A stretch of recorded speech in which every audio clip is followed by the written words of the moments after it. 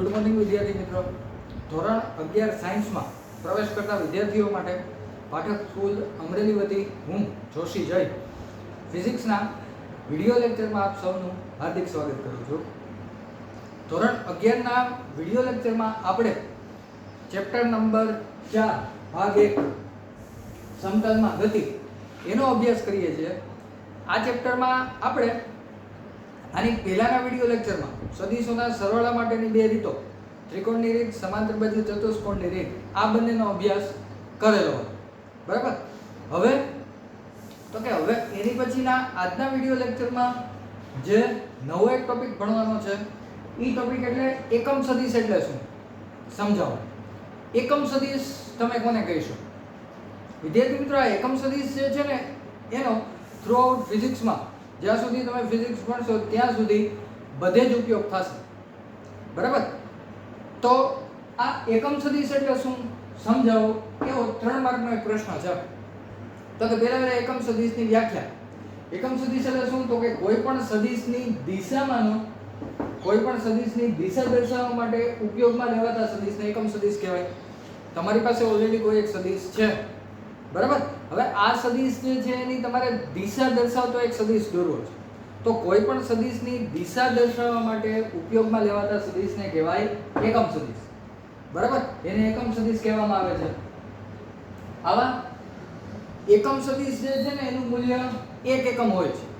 હંમેશા કોઈ પણ એકમ સદિશ જે છે ઈ એકમ સદિશનું મૂલ્ય 1 એકમ જેટલું હોય છે. 1 હોય એકમ સદિશનું મૂલ્ય. બરાબર. બીજી વસ્તુ કે કોઈ પણ સદિશની દિશામાંનો એકમ સદિશ લખવો કઈ રીતના, એનું સૂત્ર શું? તો કે કોઈ પણ સદિશની દિશામાંનો એકમ સદિશ વ્યાખ્યાયિત કરવા તે સદિશ પોતે અને તે સદિશના મૂલ્યનો ગુણોત્તર લેવામાં આવે છે. બરાબર. કોઈ પણ સદિશ અને ઈ સદિશના છેદમાં ઈ સદિશનું મૂલ્ય, આ ગુણોત્તર એટલે ઈ સદિશની દિશામાંનો એકમ સદિશ. બરાબર. એટલે દાખલા તરીકે સદિશ a ના એકમ સદિશને n કેપ થી દર્શાવ્યું. બરાબર. આને કેપ વચ્ચે સંજ્ઞા છે એકમ સદિશની, હમણાં આવશે છેલ્લા પોઈન્ટમાં. n કેપ થી દર્શાવતા આ સદિશ a એના છેદમાં કોઈ પણ સદિશનું મૂલ્ય એટલે માનાંક દર્શાવે ને, બરાબર. એટલે સદિશ a નું મૂલ્ય. તો આ શું થયો? સદિશ a ની દિશામાંનો એકમ સદિશ n કેપ અથવા તો કેરેટ અથવા તો હેટ. બરાબર. કોઈ પણ એકમ સદિશ જે છે ને એને દર્શાવવા માટે, એકમ સદિશને દર્શાવવા માટે આવી સંજ્ઞાનો ઉપયોગ થાય છે. બરાબર.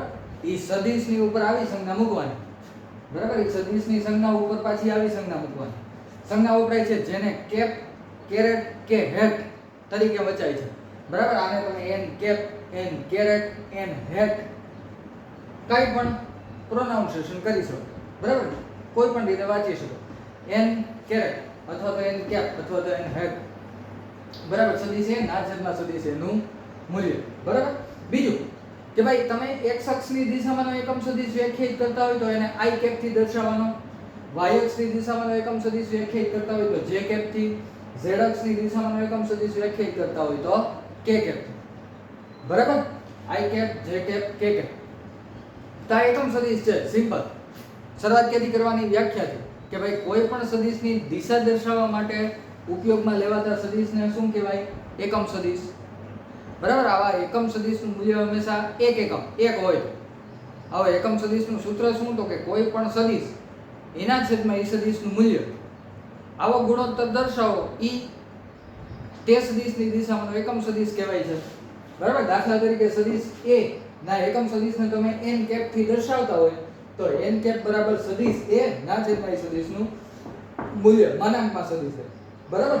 માનાંક જે છે એ કોઈ પણ સદિશનું મૂલ્ય દર્શાવે છે. એકમ સદિશ જે છે ને એને આવી રીતના ઉપર કેપ થી દર્શાવે. બરાબર. સદિશ a ની દિશામાંનો એકમ સદિશ હોય તો તમે એને આવી રીતના દર્શાવી શકો. a cap. b ની દિશામાંનો એકમ સદિશ હોય તો b કેપ. બરાબર. y ની દિશામાંનો એકમ સદિશ હોય તો y કેપ. બરાબર. આને ઉપર જે કરો છો ને સંજ્ઞા એને કેપ, કેરેટ, હેટ કઈ પણ રીતના વાંચી શકો છો. બરાબર. આને a cap, a caret, a hat, y cap, y caret, y hat એવી રીતના વાંચી શકાય. આ એકમ સદિશને દર્શાવવા અને વાંચવા માટેની સંજ્ઞા. બરાબર. બીજી એક વસ્તુ ખાસ ધ્યાનમાં રાખવાની, આનો બહુ ઉપયોગ થશે જ્યાં સુધી ફિઝિક્સ ભણશો ત્યાં સુધી. x અક્ષની દિશામાંનો એકમ સદિશ હોય હંમેશા i કેપ થી, y અક્ષની દિશામાંનો એકમ સદિશ હોય હંમેશા j કેપ થી, અને z અક્ષની દિશામાંનો એકમ સદિશ છે એને હંમેશા k કેપ થી દર્શાવવાનો. એટલે આ આકૃતિનો x y z અક્ષ છે તો જો તમે આ x અક્ષ ઉપર એકમ સદિશ વ્યાખ્યાયિત કરતા હોય તો એ i કેપ, y અક્ષ ઉપર એકમ સદિશ વ્યાખ્યાયિત કરતા હોય તો એ j કેપ, અને z અક્ષ ઉપર એકમ સદિશ વ્યાખ્યાયિત કરતા હોય તો એ k કેપ. આ રીતના દર્શાવાય છે. બરાબર. તો આ થઈ એકમ સદિશની વાત. હવે તો કે હવે સદિશોનું વિભાજન. કોઈ પણ સદિશ છે ને એ સદિશનું તમે x અક્ષ, y અક્ષ અને z અક્ષ પરનું વિભાજન લઈ શકો. બરાબર. તો આવું સદિશોનું વિભાજનની બે રીત છે, એક પ્રક્ષેપની રીત અને બીજી ત્રિકોણમિતિની રીત. તો અત્યારના પહેલા ભણવાની છે એ સદિશોનું વિભાજન પ્રક્ષેપ સ્વરૂપે. બરાબર. સદિશોનું વિભાજન પ્રક્ષેપ સ્વરૂપે સમજાવો. પ્રક્ષેપની રીતથી સદિશનું વિભાજન તો જો તો આ ત્રણેય અક્ષ x અક્ષ, y અક્ષ, z અક્ષ. બરાબર. આ યામાક્ષ પદ્ધતિ આવો હોય એટલે ઉગમ બિંદુ છે. હવે તો કે આ યામાક્ષ પદ્ધતિમાં કોઈ એક સદિશ a દર્શાવેલો છે. આ સદિશ a. બરાબર. સદિશ a દર્શાવેલો છે યામાક્ષ પદ્ધતિમાં. હવે તો કે આ સદિશ જે છે એના તમે x અક્ષ, y અક્ષ અને z અક્ષ ઉપરના પ્રક્ષેપ લઈ શકો. પ્રક્ષેપ કઈ રીતના લેવાના? તો કે ઈ સદિશ જે છે ને ઈ સદિશના હેડ શીર્ષ ઉપરથી એક શિરોલંબ અથવા તો સમક્ષિતિજ રેખા દર્શાવવાની. કઈ? તો કે ઈ જે તે અક્ષ ઉપરની. દાખલા તરીકે આ સદિશ a યામાક્ષ પદ્ધતિમાં છે, ત્રિપરિમાણિક યામાક્ષ પદ્ધતિ લઈ લીધી, એમાં સદિશ a દર્શાવેલો છે. તો આ સદિશ એના હેડ ઉપરથી શિરોલંબ રેખા x અક્ષ ઉપર દોરો તો તમને આ જે OP મળે છે ને ઈ OP આ સદિશ a નો x અક્ષ ઉપરનો પ્રક્ષેપ કહેવાય. ઈ જ પ્રમાણે તમે આ સદિશ a ના હેડ ઉપરથી સમક્ષિતિજ રેખા y અક્ષ ઉપર દોરો તો તમને જે છે એ શું મળે? OQ. તો OQ જે છે ને એ સદિશનો y અક્ષ ઉપરનો પ્રક્ષેપ કહેવાય.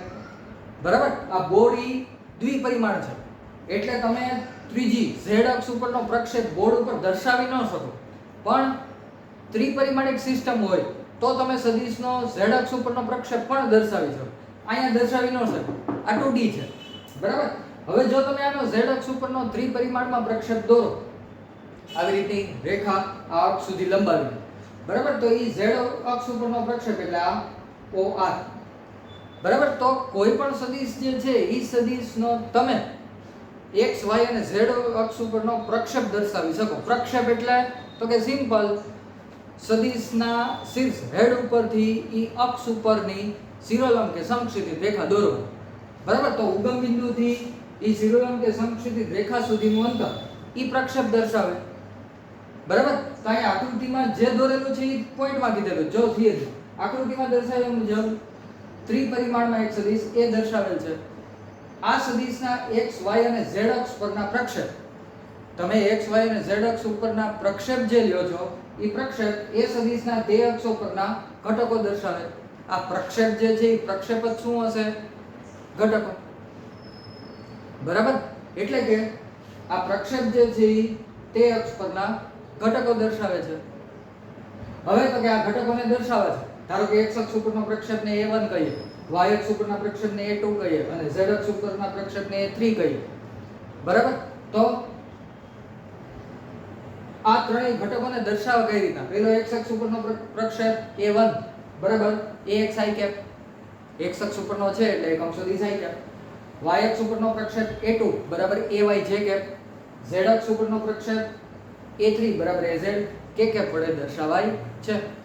તો કોઈ પણ સદિશ જે છે એના ઘટકો મળી ગયા ને તમને, x અક્ષ અને y અક્ષ અને z અક્ષ ઉપરના પ્રક્ષેપ ઈ જેના ઘટકો ax ay az. તો કોઈ પણ સદિશ જે છે એને તમે ઘટકો સ્વરૂપે દર્શાવી શકો. સદિશ a બરાબર axi ayj az k. આ એના ઘટકો થઈ ગયા. x અક્ષ ઉપરનો ઘટક, y અક્ષ ઉપરનો ઘટક અને z અક્ષ ઉપરનો ઘટક. તો જો તો તમે કોઈ પણ સદિશ જે છે એનું ઘટકો સ્વરૂપે વિભાજન કર્યું ને, આ પ્રોસેસ એટલે સદિશોનું વિભાજન.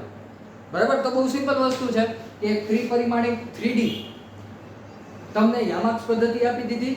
ઈ યામાક્ષ પદ્ધતિમાં એક સદિશ a આપ્યો.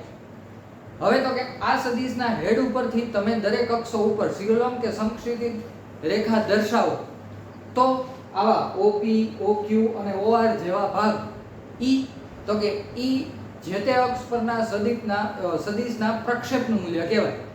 બરાબર?